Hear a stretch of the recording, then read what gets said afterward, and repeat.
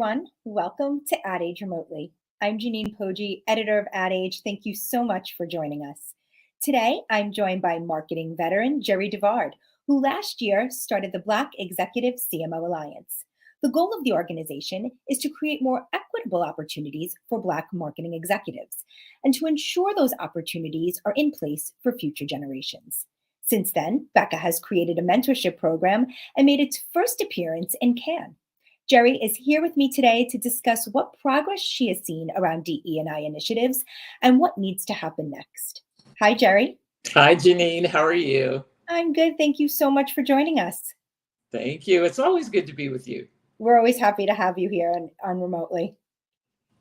Before we get started, for those of you watching at home, if you have any questions or comments, feel free to leave them on our social channels. We will try to get to them during this conversation. And if you like what we're doing on Ad Age Remotely, please like, subscribe, share, or retweet this post. Jerri, let's start with the genesis of Becca. What need did you see in the industry, and how has that evolved over the past year? I always love this question, Janine, so thank you for asking it. I get asked that a lot, and sometimes I think the answer is obvious, but it's really not. I've come to understand that. In that, my frustration was that looking at articles around the best of or roundups or main stages and interviews and not seeing people that looked like me, knowing we were out there. And that was during kind of the pandemic when everyone was on lockdown and reading a lot more. And so this idea of coming together was really important to me. And I reached out to people that I knew and said, how can we come together to help each other and then to elevate, what we're doing in these roles? And so the 4 pillars of share, learn, elevate, and pay it forward were really the genesis of what we started and why we started Becca. And finding 33 Black CMOs, CXOs, because they're presidents and CEOs and chief brand, reputation, marketing, commercial, growth, revenue, they always come up with a new name for us. There's never just one name. I mean, it's always the CFO, right? But CMO, it changes. We have to talk about that later. Let's get back to that because I think that's interesting. But tell us more about what's happened over the past year. So you brought together these 33 executives. I think it was 28 maybe at first. You've grown a little bit over the past year. What progress have you seen happen? What has come of the organization since March 2021? Well, first, we launched our first the Becca Playbook, which are these young, Black marketing professionals from companies such as UPS, Mars Wrigley, Peloton, Nationwide, PayPal, P&G, SC Johnson, great companies where they are putting their, young future leaders into this 2-year program that we've developed in conjunction with Deloitte. And the beauty of not just saying, okay, we've got this first cohort of 25 and we're about to launch the second one, is that we just did a survey. Being good marketers, we have to understand how our customers and consumers are reacting. And so we asked all of them, a series of questions. And I'm so proud to say that 100% of them said that the Becca Playbook was worth their time. Now, this is a 2-year program. They're halfway through it, where we meet with them at least monthly, where someone is speaking to them about what's going to happen in the C-suite, what are issues they need to know. And there's a lot of homework. So 100% of them said it was worth their time, but also, 95% of them said that it was making them better marketers and better leaders. So that's the proof in the pudding of what all these amazing faces that you're looking at, these amazing C-suite leaders that are all rock stars, are putting their personal time into these sessions. When we have for an hour, they'll come and speak to our future leaders about varying topics on marketing, on strategy, on survival, on what's Black about it, what's important to be an executive. So we're making great progress, but we're also looking to expand it. What is the goal of these? So, you're coming together, you're having these conversations. What do you hope to see come out of this? What, if we sit down again a year from now, what do you hope we're talking about? And what do you hope you can bring, here to the conversation and say, here's what's happened since we last spoke? Right. Well, we have several stakeholders, Janine. So when we have conversations, we're sitting down with companies and CEOs that are sponsoring their future leaders, heads of HR, chief diversity officers. We speak to Becca members ourselves. I mean, it's important. We call each other family. And we reach out as family. We reach out when things are going well, when things aren't going well. I need your help. You've hired an agency. You're dealing with this issue. You're in the news. How can I support you? I understand that you're going through this. So those are conversations we have. And then we have conversations with the future leaders where we talk to them about what's going on in their lives. We mentor one-on-one. So at the end of all these conversations, what we want to do is advance the cause of strengthening the pipeline, increasing representation, and eliminating as much as we can imposter syndrome or feeling that you have to show up as someone else. They see 33 examples of how they've gotten there, all different, all unique, all special. And hopefully what we're trying to show is that there's no one way to do it. There's no one way to make sure you get it as a future leader. As a company, if you're a head of human resources or chief diversity officer or CEO or CMO, that you're saying, I want to put my young Black marketing professionals into this program so I can expose them to leaders that are doing things that are exciting and cutting edge that they can learn from. So we have many stakeholders, and then also with each other, we want to make sure that we're there to support each other, to assist in the challenges that we have when you're so close to the flame. It's hot and it's the lonely only many times. Over the past 2 years, we've seen brands and agencies, making plenty of pledges to be more inclusive. What progress have you seen actually made over these past 2 years? What work still needs to be done? What should brands and agencies in the industry really be thinking about right now? Mm-hmm. Well, there's no question that a lot more was pledged than done. Right? I mean, people made bold statements about what they were going to do, but I am very optimistic about not only the future, but what's been done. The conversations that we were having about representation are conversations we didn't have before. We didn't have look around the boardroom and look around management and be really inflexible about asking the question. I say this all the time, ask the question, why isn't there more representation? Why don't we have more people that look like me? What schools are we recruiting at? What people are we hiring behind the camera, in front of the camera, for research, for who's counting our money, for who's providing legal services? All of those conversations are now being had. And it's not just the people of color and Blacks are asking this question. I'm seeing allies that are saying, yeah, why are we in the majority? Who are we hiring? What can we do? And people are reaching out to Becca to say, what can we do to be better? So I like the conversation, I like the progress, and I also like the impact on the future, because I do see it. I do see where the conversation is leading to action, where the questions are leading to answers. And sometimes it's like, you know what, we have to do better. We deserve to do better. And therefore, let's really click down on what we're doing now, because if it's not getting us to where we need to be, we need to turn that table over and do something different. What is the role of the CMO in all of this? How can a CMO help push forth DE&I initiatives? I think the CMO has one of the best perches in the best perch in the organization to create change, because real CMOs, they're the voice of the customer. They're the voice of the consumer. They come back and they mirror to the organization. Because here's what I say, and I was humbled when I took over customer care in the organization that I worked at. Marketers, we put lots of messages out there. Buy, we build desire. I said, you want us to buy us, build desire, build consideration, build preference, all those things. But the rubber hits the road when you can put on a phone jack or see, digital listening around what people are saying about you in social, online, in the chat rooms. That's when you understand when you're disappointing your customer and when you're delighting them. So when you are a CMO or a CXO, that I like to say, that's charged with that can bring that back to the organization and say, this is why we're not being representative of our customer base, of their needs, of their voices. That is, then you get people's attention, because you have data and you have receipts about what's not being done, because everything else is just opinion. And some people's opinion is based upon their experience. And if you don't have experience of living in a diverse world, of hearing diverse opinions, of understanding diverse needs, then you can be totally blocked out of where you're falling short.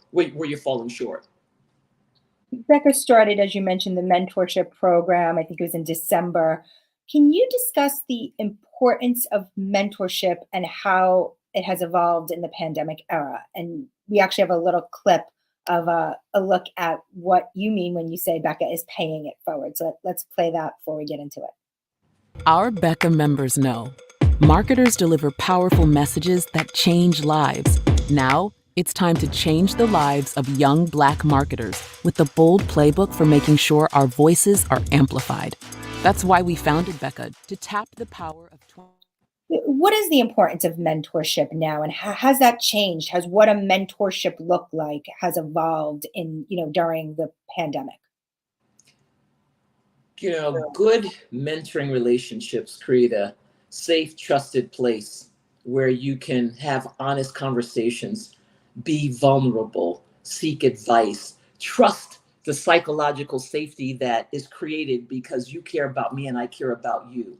And in the absence of that, you can step on some landmines and blow up a leg, an arm, fatal, right? And so, but when you have someone that you can say, this is what I was thinking, and they can tell you that's good, or maybe you're off on that. And they also can be honest with you and tell you where you're falling short. Like, I know that's what you want, but here's some things that you need to think about. Oh my gosh, I say that if I had mentors, like what we have now, I'm afraid of what I would do. I don't know. I'm afraid of how far I could go, what I could do. But I had mentors. I had great mentors. I can't talk about mentors without talking about Bruce Gordon, who was my ultimate mentor. But what we try to be is that sounding board to tell you what it's going to be like. Straight, no chaser, real talk. And this is what you have to ask for. This is what you have to be accountable for. So in the Becca playbook, each Becca future leader has a mentee that is a CXO. My gosh, what is that like, from someone sitting in the seat telling you what it's going to be like when you get there and preparing you? It's all about preparation and trust and support, and telling you that, yes, you can do that, because we are a product of what we grew up believing we could be and do. And if you didn't have someone that was, your cheering squad or hyping you, then maybe you felt that you couldn't accomplish that. So we try to be even-handed, give encouragement, advice, but also be that person that cares enough about you to say, this is what you need to do and this is what you need to check. What advice would you give to someone who's maybe mid-career or early in their career, is looking for a mentor? What advice would you say how they can go about approaching and getting one, and sort of ask for what they need? Well, when I was, mid-level in my career, I learned that I didn't ask for a mentor, because when you ask someone to be your mentor, it's like, well, what does that mean? And what's your expectation? I may not have time. So what I did was I tried to find people that I admired or I wanted to get help from, and I would reach out to them and say, I have an issue. Janine, I have an issue with this. Here's what I'm thinking about doing. What do you think about that? Or do you have 5 minutes to talk to me? Or can I get your point of view on that? And then once I had that, I was able to kind of suck them in, that they cared about me enough to give me that advice. And I put them in my book as a mentor, but I never codified it. I never called them that. I never had the expectation. But I also said, how can I help you? Is there something that I can do for you? Because it can't just be that you're taking. You have to be able to give. And I've learned so much. We have Becca interns, and one of my interns, Princess, I've learned so much from her. She's a 19-year-old Spelman sophomore, but I've learned so much because she has so much drive and she sees things that I don't. So having a mentor, what I would say is, find people that can support you, that can help you. And maybe you can ask them to be a mentor. I probably wouldn't, because busy people may be intimidated by that. But create a space for you to share what you're struggling with or what you need help with, and allow them to do that. And then ask them how you can help them. And don't only reach out when it's a crisis, like, oh my God, it's like a garden. You have to nurture it and water it to make sure that it grows the way you want it to.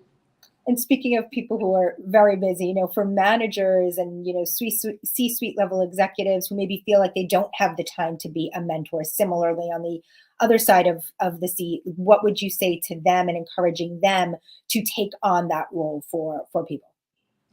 Well, I have to be very empathetic with people that don't have time. If you don't have time, you don't have time.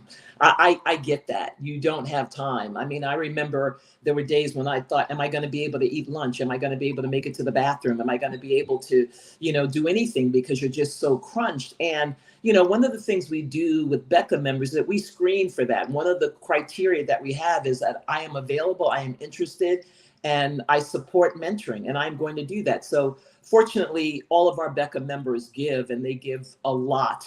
And they're all looking for the 25th hour. But if you're a CXO or in the C-suite and you don't have time, then you really don't have time. But I think, early on in my career, I thought it was about getting to the top, before I became a director and certainly before VP, it was about getting to the top. And then once I got to that director level, I realized that it wasn't about me getting to the top, but reaching back down and seeing who could I pull up with me. And so hopefully somewhere along the way, the executives or the C-suite leaders that feel that they don't have time will recognize that this is part of the journey, that all of the lessons and mistakes and things that you've learned, they are amplified and multiplied when you can share them with someone. And this is the golden rule, do unto others as you would have them do unto you. If you had that piece of advice, would that have helped you? I'm Janine Poggi, and I'm here with Becca founder and marketing vet Jerri DeVard. Thank you to those of you who are tuning in. We have Rochelle, Amanda, Pushkar, Carlos, Verena, and Sakal. Thank you so much for tuning in. And if you have any questions, comments, leave them on our social channels. We will try to answer them here. So Jerri, I wanted to talk about the talent crisis and how the ad world can ensure it is retaining talent. How should companies be looking at making sure they're not losing this talent by thinking about being inclusive? This is a great question, Janine. And these are conversations that I have in the boardrooms on the boards that I serve on, because there are clues to the success, the happiness of your employees in the culture. And the culture can be pulsed with, employee surveys, employee satisfaction surveys. And it's really clicking the levels below that to say, okay, here's what everybody thinks, but what do women think? What do people of color think? What do Black, Latinx, Asian, what do people that have been here 5 years, 1 year, 10 years, what do managers, VPs, executives? You're really getting into that and really owning the exit surveys around why people leave. Because in the war for talent, you have to understand how much of the culture plays a role in that. Certain leaders, I think certain leaders looking at their scores of what the attrition is in their organization and the satisfaction, because I say people don't generally leave companies, they leave individuals and cultures.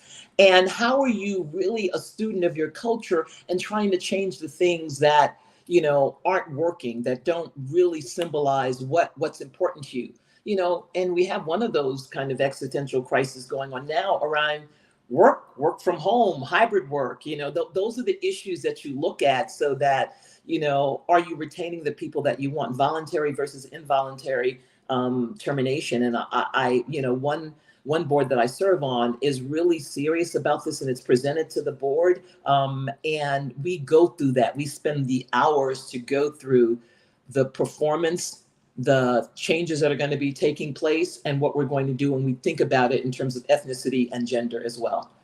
You mentioned paying attention to some of the clues that your employees are happy. What are some of those clues? What should managers be looking for to ensure that the people working for them are satisfied with their job and the company? Mm-hmm. I'm a person it's like MPS. Ask the one question at the end of the survey that says, "Hey, would you recommend this person that you just spoke to if you were hiring?" I think it's that question on the surveys that say, would you recommend this as a place to work? Looking at that number and saying, okay, I may be here, but would I recommend? When you recommend, think about all the content creators that influence people to buy billions of dollars because of word of mouth, because they say, I endorse this. If your company is scoring high on this is a place that I would recommend, you're doing a lot of things right, but you still have the opportunity to figure out how it can be better. But I would start there. And then I would also look at the attrition and retention numbers. Are we losing people because of workplace, because of pay, because of culture, leaders, mission? Really the clues are there, and it has to be owned, because one of the things that I used to say was that, okay, the information is there, but who owns changing it? And you have to make sure that everybody owns a piece of changing the culture, because one person can't just shout to everyone, here's what's going on. Everyone has to own the piece of making it better and changing it if it needs to be changed. You mentioned the conversations around hybrid workplace, in person. What should companies be thinking about as they're asking people to come back into the office to ensure if they're a hybrid model or however they're looking to approach it, that they're ensuring that the process is also inclusive for those who may not be there at the same time as others, meetings that are still virtual but part in person? What did that and should that look like? Yeah, and I can say that from what I've seen in boardrooms and reading and talking, because I talk to people about this all the time. Are you in the office? Are you working from home? And as you can imagine, it's varied. But I think companies are getting it right for the most part because they've asked themselves this question, Janine. And the question is, if I'm asking my employees to come into the office, what are they coming into the office for? Right? Because we know that they can work from home. We know that they can work from anywhere. We saw some of the greatest productivity that we'd seen during the pandemic because people never signed off. They were always on. So it's not about doing the work, but what are they coming in for? And many people have said they're coming in for the camaraderie, for the esprit de corps, for the sense of community, village, teamwork, eyeballs, mentoring. And so when you understand what the answer to that question is, then you have to set up the systems to do it. The worst thing in the world you can do, and I did hear this from a friend, they all come into the office, it's only 20% of the people, they sit in their office, they go home, right? There's no sense of community, camaraderie. Yeah, there's free lunch, but nobody's eating it. And so what you have to do is really nail what are they coming in for and deliver that. But I also think, and it's always a personal decision, these decisions around whether or not you come in 2 days, 3 days, every day is a shadow of the leader culture, right? If the leader feels that way, that's what is permeated throughout the organization. But I do think that we can't go back to the way it was and during the pandemic when no one was in the office. But I also think we can't go back to the way it was before the pandemic when everyone was in the office all the time. So really being able to ebb and flow with the changes of how people work and who we're going after with, Gen Z and how they work and what they want. It's reality. It's real. I deal with it all the time. You can't be tone deaf about that. So at the beginning of this conversation, you mentioned the various titles that perhaps CMOs have become and the way that the CMO role maybe is changing, hinting to that at least. What is the role of the CMO currently, and how do you see it evolving in the next few years? We could write a book about what is the role of the CMO because I have found there's no template for here are the roles and responsibilities of a CMO. I grew up with a CMO as a P&L owner, right? We owned the P&L and we were responsible for, making sure that we could do both bottom line and top line, that you knew cost reduction, that you could price it well, that all of that. But, everyone has a different role. Some people are more in the kind of what I'd say the right brain, the branding, the creative. And some are on the left brain side, which is more of the performance marketing and understanding, how what we develop is going to sell. So, I think whatever you call it, whatever role it is public facing. You are developing the things that people see. And because of that, everyone's got an opinion about how it can be done. I truly think that this is one of the most difficult times and seasons for CXOs that have the responsibility of marketing because of supply chain shortages and the war for talent and inflation. Nothing, a lot of what we do isn't good enough, right? We're being questioned by, wait a minute, you're sitting on a lot of money. Could that money be spent somewhere else? And oh, by the way, can you tell me what the ROI is? Are you really able to demonstrate the cause and effect of the spend? And is that campaign as effective as it should be? And so there's a lot of second guessing, and we have to be strong enough to present the data, our experience, our conviction. You straighten your back, you take all of the incoming around the questioning and know it goes with the territory, right? Because it's not our first rodeo. When you've made it to the C-suite, you're used to that. But I think that there are a lot of things that are going on now that are layering on additional accountabilities. And I was telling one CXO the other day, I said, all you can do is go in there and have the conversation about what you think is right for the organization. I say, do right, fear not. But before you do that, make sure that you have the support of your CEO, if that's who you report to, or whoever it is you report to, because you never want to go into a cold room and you want someone there to start the jury pool that says, yes, this is a good idea or we should be doing it. So it's really tough. And, I know it's about, is this what I want? Is this what I signed up for? I'm sure people are asking them, but I still think that we have one of the most exciting jobs in the C-suite, because to be able to be a storyteller and build preference and consideration and desire for your product or service over someone else's, I think is a gift. And I'm a student of it and I love it. And you have to be humble enough to know that you don't have all the right answers, but you got a whole lot of opportunity for input. And now more than ever, we have those clues around what people want and how we can serve that up. One of the things brands we're seeing experiment with almost daily, we're writing about this at Ad Age, is experiment in the metaverse. What advice would you give for CMOs preparing for the coming Web3 era? Well, when you think about Web 3.0, it's interesting. So Web 1.0 was about information, right? It was one way. 2.0 was, engage, share. It was two way. 3.0 with the web tools that we're doing, it's kind of the wild, wild west. You think of the World Wide Web, and people use the term web and internet interchangeably, but they're different things. I think that there are some interesting things that are going on that you have to be able to be a student of, and there are companies that have, like Keurig has a whole team of people dedicated to 3.0 and understanding what those tools are. And they created this cool thing called the Gucci Garden, where you could go in and buy a bag. I think it was like $4,000, but it was 350,000 Robux, which is what Roblox, which is one of the platforms, creates. But it's, how do you want to live your digital life? The more assets we have in that digital life where you can show, your bona fides. Think about the NBA, the Top Shots. I mean, what a cool idea, where you can go in and trade and buy video clips, just like you did with trading cards. That cool, game saving dunk that Steph Curry did. You can actually buy that and own that. And in the digital world is where all your bona fides can be. Like, okay, you went to a concert, well, you can tell friends, but if you can show the tickets that were there, if you can show, your avatar that lives there. So companies, marketers really have to understand the opportunity and start to test and learn. Here's the challenge though.